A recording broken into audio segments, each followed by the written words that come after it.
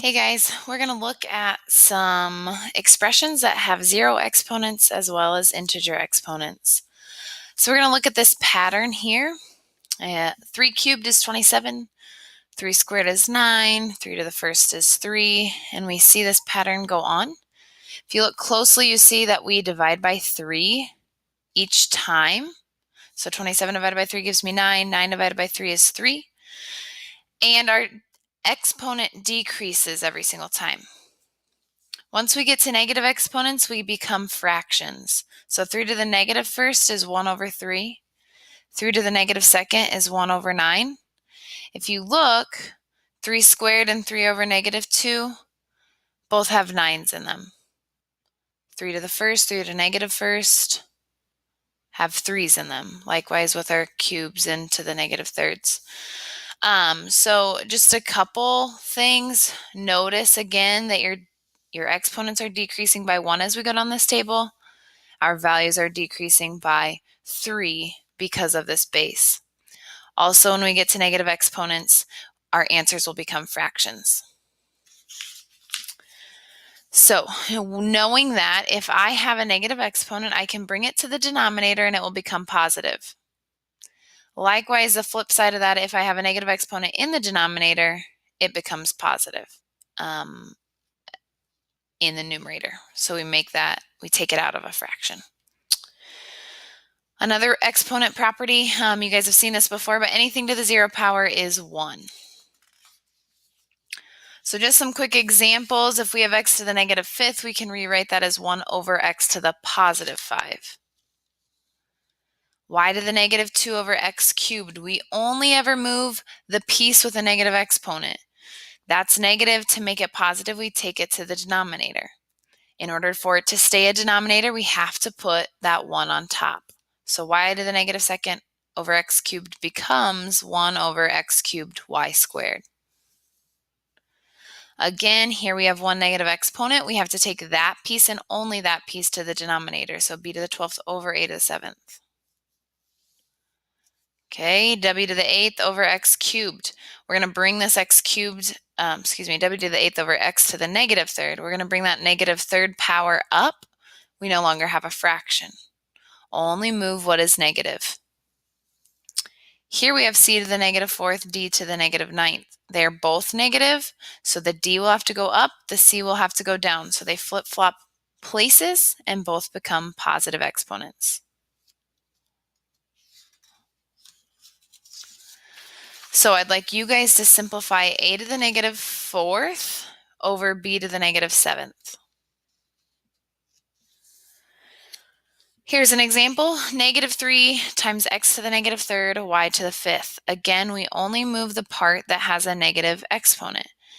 This is a negative 3, but it does not have a negative exponent. Therefore, the only piece we're moving is that x. So we have a negative 3, y to the 5th on the numerator, x to the 3rd on the denominator.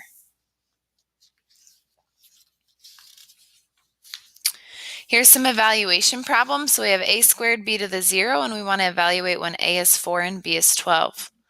Well, we take a squared b to the 0 and simplify it right away. Anything to the 0 power, remember, that becomes 1. So now we just have a squared, and a is 4, so we plug 4 in for a, and we get 16. Here we're going to evaluate this one. Before we evaluate, we want to simplify. So if you go back a couple lessons, we remember that when we multiply like bases, we can add their exponents. So 3x to the negative 4th times x squared becomes 3x to the negative 2nd once we add the powers. We don't like negative exponents, so we put those on the denominator. 3x to the negative 2nd becomes 3 over x squared. Then I substitute my 5 in from up here, so 3 over 5 squared becomes 3 over 25.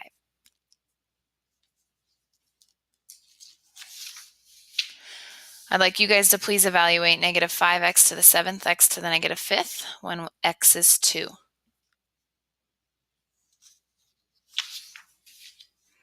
Here's another property. We have the quotient property. So if I have a division problem with the same bases, I can subtract my exponents. For example, 5 to the 4th over 5 squared becomes 5 to the 4th minus 2, which is 5 to the 2nd, which is 25. X to the 10th over x to the 7th, subtract our exponents, and we get x cubed. You guys please simplify this one. Okay, another one. Here we have a quotient, but it's not simplified yet. We want to bring that -8th power up. So now it's x cubed times x to the 8th. Add your exponents to get x to the 11th. Here's a little more complicated of a problem. We want to make all of our negative exponents positive. So this x to the -5th is going to go to the denominator. Z to the -3rd is going to come to the numerator. When I flip things around, we get this. And now I want to combine anything on the numerator that I can. So that'd be my z's. And on the denominator, I can combine my x's to give us this. One last step would be to use that quotient property for our y's. We can subtract our exponents, so we have a y to the 4th. Notice when you subtract your exponents, 6 minus 2 gives me a positive 4, but also our 6 is larger and it's on top, therefore our answer, our y, will be on the top as well. Your variable will always stick on the side that has a larger exponent.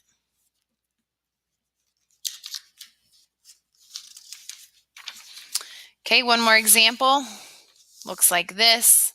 Again, first step is to make all of our exponents positive, so we flip-flop our b's so that we get this.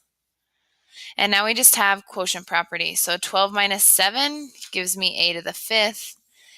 5 minus 3 is is a b squared, both on top, because again, larger powers are on the numerator. But when we get to our c, our larger power is on the denominator. So I'm going to take 8 minus 5, which gives me 3, and then my c goes on the denominator.